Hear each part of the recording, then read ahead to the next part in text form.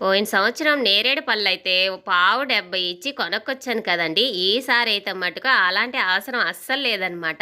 ఏందక్కో చెట్టు గాని ఏసినావా ఏందంటారా? నేనైతే ఏయలేదండి. ఇక్కడ మేమొచ్చిన దగ్గర పెద్ద చెట్టయితే ఉందనమాట. ఎంత పెద్ద చెట్టంటే అంత పెద్ద చెట్టు. చెట్టు నిండుగా కాయలనమాట. పండినట్టు రాలిపోతా ఉన్నాయి. ఇంక మిద్ది మీదకెక్కితే చక్కగా అందుతూ ఉన్నాయన్నమాట ఒకవైపయితేను.